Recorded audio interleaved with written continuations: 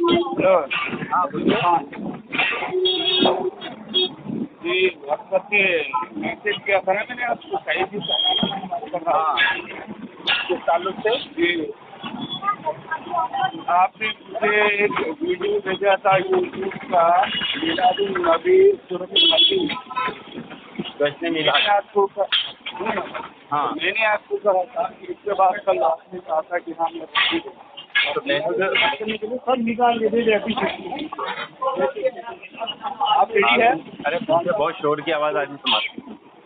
मेरे पास था, मैं तो ओपन जो तुम्हारे पास आ रही है। बहुत ज़्यादा आवाज़ आ रही है। मैं ओपन प्लेस में खड़ा हूँ भाई। हाँ बोलिए।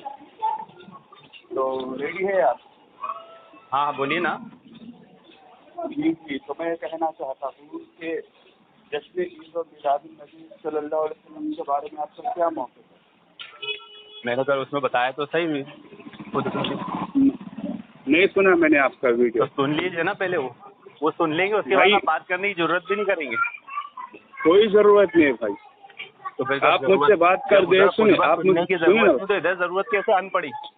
आप मुझसे बात कर ले, फिर दोबारा कभी इल्म बिलाद पर आप नहीं भूकेंगे। एक बात का जवाब दो, जब इधर खुतबा सुनने की आपको जरूरत नहीं तो मुझसे बात मेरे से बात करनी है। मैं क्या कह रहा हूँ, आप अपनी यहाँ पर बात रखते, उसके बाद आप कभी मिलाद पे जैसे अभी खुद साख्त ऐतराज नहीं कर पाओगे। जैसे मिलाद पे भी खुद साख्त जश्न मना लिए। मैं क्या कह रहा हूँ, मुझे आप ईद और भागिए मत देखिए, तुम्हारी खुद साख्त बातें है ना, भागिए मत। ईद और मिलादुन नबी पर आपका मौक़िफ़ क्या बताए? मैं क्या भाग रहा हूँ, मैं तो सीना तान के कह रहा हूँ कि भागो मत, बात करो। तो कोई भी पागल सड़क पे खड़े रहते हो ये बोलते हो, बस के सामने भी सीना तान के खड़े रहता है, तो पागल कहलाता है। वो तो अपने पागलपन को जाहिर कर रहा है ना, मैं फिल्म को जाहिर कर रहा हूँ एक पागल के सामने। बस के सामने आके खड़ा हो जाता है तो उसे नशेड़ी पागल कहते हैं, मजनू कहते हैं। वो तो अपने इल्म लियाकत को जाहिर कर रहा है, अपने पागलपन को जाहिर कर रहा है। में बात नहीं करते ना, इल्म वाले ऐसी बातें ही नहीं करते। कैसी बात करते थे? उनमें नरमी होती है, उनमें अखलाक होते हैं। मैंने कहा, मैंने सख्ती कहाँ पेश किया? मैं तो खड़ा हूँ, अकड़ के खड़ा हूँ, ये क्या है? अकड़ के खड़ा नहीं हूँ मैंने बोला। हाँ क्या पकड़ के खड़े फिर? चलिए भाई भागिए मत, मिलादुन नबी पर आपका मौक़िफ़ पेश करिए, इंशाअल्लाह आपकी इस्लाह की जाएगी, आपके इल्म में इजाफा भी किया जाएगा इंशाअल्लाह। मिलादुन नबी पे क्या मौक़िफ़ है? मिलादुन नबी पैदा हुए। हाँ हाँ, और जो मुरवजा दौर में जो किया जाता है उसके बारे में कुरान और हदीस क्या कहता है? अभी जो जश्न मनाया जा रहा है, जी जी जी, ये बदतरीन बिदअत है। बिदअत की तारीफ और ये कौन सी बिदअत है? बदतरीन और बिदअत सुने मेरे भाई, बिदअत कुल्ला बिदअतिन ज़लाला कुल्ला ज़लालतिन फिन्नार, हर बिदअत गुमराही का ठिकाना जहन्नम में। कोई भी बिदअत हो, बदतरीन बिदअत। मैं क्या कह रहा हूँ, बिदअत की कौन सी बिदअत? बिदअत कुफ्र भी होता है, जैसा जुबैर अली ज़ई ने बिदअती के पीछे नमाज पढ़ने के पेज नंबर 8 पे 2-3 बिदअती। इसलिए मैं कहा था कि मेरा जुमा का खुतबा सुन लेते तो फिर इसमें कोई इश्काल ही नहीं होता बात करने में। भाई बच्चों जैसी पचकानी, बच्चों जैसी पचकानी बातें ना करें आप। बात है ना, तुम्हारी पूरी ज़ुर्रियत में किसी ने अहमद रज़ा खान से लेकर आज तक किसी ने नहीं किया होगा जो कल खुतबे में मैंने बताया। गैर मुकल्लिद की माँ की कोख ने ऐसा लाही नहीं जना सईद सहरान के साथ जो शराइत और उसूल तय करके बात कर ले। और तुम्हारी ज़ुर्रियत में कोई माँ के लाल ने ऐसा पैदा किया होगी या तकरीर वही सुनना रे भाई, वही जो तुमने अपने मन गढ़ंत खुतबे में जो कहा वहाँ पर कहे तो धुलाई कर दूंगा इंशाल्लाह, बहुत बुरी धुलाई करूंगा। आप जो मैंने कभी मिलाद पे बात ही नहीं करोगे। के रद में जो खुतबा दिया, ऐसा खुतबा तुम्हारी पूरी ज़ुर्रियत में अहमद रज़ा खान से लेकर आज तक किसी ने दिया हो, किताबी शक्ल में, वीडियो की शक्ल में, ऐसे बच्चों जैसे एतराज़ात फिरौन से लेकर नमरूद तक, नमरूद से लेके इब्ने तैमिया तक और इब्ने तैमिया से लेके अब्दुल वहाब नजरी देकर अब्दुल वहाब नजरी से लेके अशरफ थानवी तक और अशरफ थानवी से लेके जुबैर ज़ई तक, बच्चों जैसे एतराज़ात मत करो, इल्मी बात करो, इल्मी गुफ्तगू करो। फिरौन और नमरूद ने बिदअत पे ऐसे एतराज़ किए थे, एक दलील दे दो। मैं क्या कह रहा हूँ, इल्मी गुफ्तगू करो। मैं तो इतनी इल्मी कर रहा हूँ कि तुम्हारे को सर पे बाउंसर चले जा रही। ये देखो बिदअत की तारीफ क्या है, और ये कौन सी बिदअत है? बिदअत में तो तुमने कौन सी कहते हैं आसान ज़बान में अल्लाह का शरीक बनाना। کہاں لکھا ہوا ہے بدعت؟ ارے بدعت دین بنانا ہوتا ہے نا، اور دین بنانے کا کہاں لکھے ہوئے؟ یہ تعریف جو تم نے پڑھی قل ہاتوا برہانکم ان کنتم صادقین، لاؤ دلیل اگر تم سچے ہو تو۔ سورہ بقرہ آیت نمبر 111۔ تم نے کہا ہے کہ بدعت کی تعریف شریک کرنا ہے۔ ارے پورے پہ آ گیا، مطلب تو اپنے گھر کی پرورش یہاں پر ظاہر کر رہا ہے ندیم ڈھنگی۔ یہ قرآن سنا رہا ہوں، یہ ہمارے گھر کی پرورش ہے، اور تو قرآن نہیں سن رہے، تیرے گھر کی پرورش ہے۔ میں تو سنوں گا ایک اچھے سے۔ شرع لہم من الدین ما لم یأذن بہ اللہ۔ اللہ رب العالمین نے فرمایا کہ کیا ان لوگوں نے اللہ کا شریک بنا لیا ہے کہ وہ ان کو ایسے احکامات صادر کرتے ہیں، ایسی باتیں بتاتے ہیں جو اللہ تعالیٰ نے نہیں کہی۔ ولولا کلمۃ الفصل لقضی بینہم وان الظالمین لہم عذاب علیم۔ اور اگر فیصلے کا دن مقرر نہیں ہوتا تو آج ہی ان بدعتیوں کو، ان دین بنانے والوں کو دردناک عذاب دے دیا جاتا۔ وارننگ دے اللہ تعالیٰ کی۔ بدعت ہوتا ہے دین بنانا، دین میں نئی چیز ایجاد کرنا، اور دین بنانے کا حق صرف اللہ تعالیٰ کو ہے، اور کوئی دین بناتا ہے تو گویا اللہ تعالیٰ اس کو کہہ رہا ہے کہ تم اللہ کا شریک کھڑا کر رہے ہو۔ تو بدعتی اللہ کے شریک کی تائید کرتا ہے، اور بدعت بنانے والا اللہ کا شریک ہے، یہ بدترین گناہ ہے۔ ہو گیا تمہارا؟ ببرکت بسم اللہ۔ تو میں نے ندیم کو بولنے کا موقع دیا، اور انہوں نے کوئی ایسی ایک دلیل بدعت کی تعریف جو اس نے کی پیش نہیں کی، ٹھیک ہے۔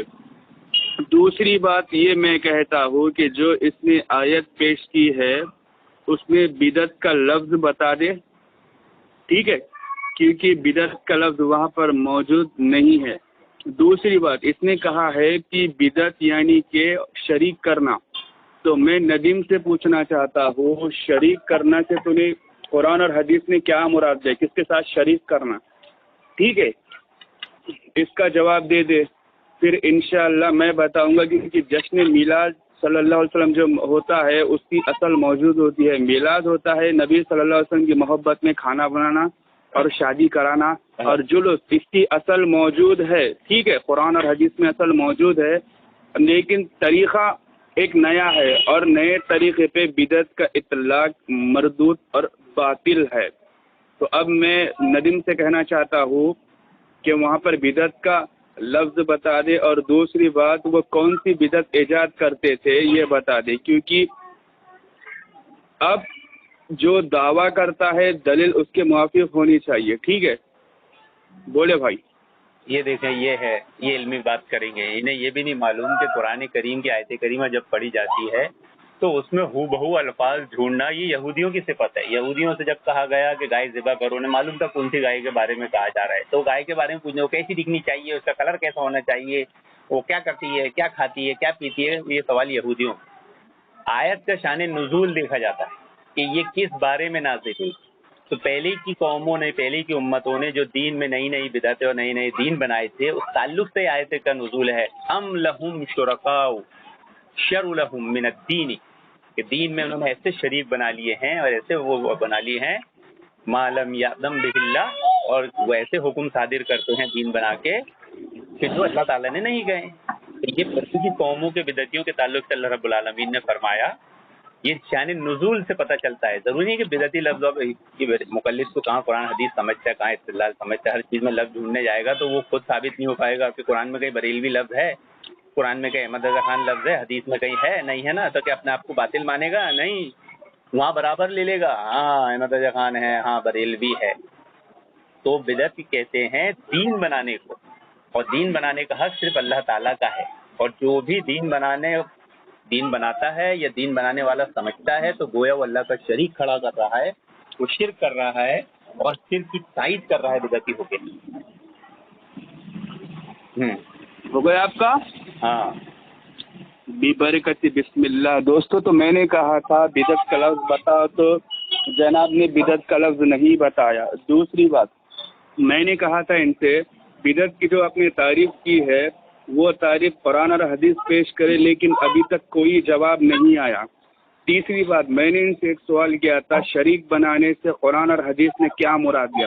کیونکہ میں اس سے انہیں نے کیا مراد لیا یہ تو نہیں پوچھوں گا نا، کیونکہ غیر مقلدوں کا دعویٰ ہے. جوناگڑھی نے تاریخ محمد کے پیج نمبر 42 پہ لکھا ہے اطیع اللہ و اطیع الرسول، ایک آدھ قرآن اور ایک آدھ حدیث. تو نبی پاک صلی اللہ علیہ وسلم اور اللہ رب العزت نے کیا مراد دیا ہے، وہاں پر کیا کہا ہے، تو یہ مراد ہوگا. ٹھیک ہے. تیسری بات میں کہتا ہوں کہ شریک بنانے سے ایک اور بار پوچھتا ہوں تو نے کیا مراد لیا، اس کا جواب دے دے قرآن اور حدیث سے. تیسری بات یہ کہتا ہوں اللہ رب العزت جو احکام نازل کرتا ہے وہ دلیل شرعی ہوتی ہے. ٹھیک ہے. اب دلیل شرعی ہونے کے بعد یہ اصول حدیث بھی اللہ رب العزت نے احکام نازل نہیں کیا، کیونکہ یہ نہ سرکار کے دور میں تھا نہ صحابہ اکرام کے دور میں تھا. ٹھیک ہے. اس لحاظ سے اس کو حکم شرع ماننا، ٹھیک ہے، اصول حدیث کو حکم شرع ماننا یہ صرف اسی آیت کے زد میں آ کے کیا ہوتا ہے، باطل اور مردود ہو جاتا ہے. تو میں کہہ رہا ہوں جو میرے سوال قرض ہے ندیم پہ وہ قرض اتار دے انشاءاللہ. بولے بھائی اس کو سمجھ بھی نہیں رہے. میں اتنی آسان طریقے سے اس کو بدعت کا تعریف اور بدعت کسی کیسے سمجھا رہا ہوں. بیچارہ فرضی سوال اور کچھ کا کچھ بریلوی سنیں گے تو ہنس ہنس کے لوٹ پوٹ ہو جائیں گے. ایک روایت میں آتا ہے اللہ کے نبی صلی اللہ علیہ وسلم نے فرمایا ایاکم محدثات الامور، اور تم دین میں نئی نئی بدعات سے بچنا. اور جو حدیث ہر خطبے میں پڑھی جاتی ہے اہل حدیث کی، مقلد لوگ تو حدیث نہیں پڑھتے، یہ وارننگ فإن خیر الحدیث کتاب اللہ، اور سب سے بہترین حدیث اللہ کی کتاب یعنی قرآن ہے.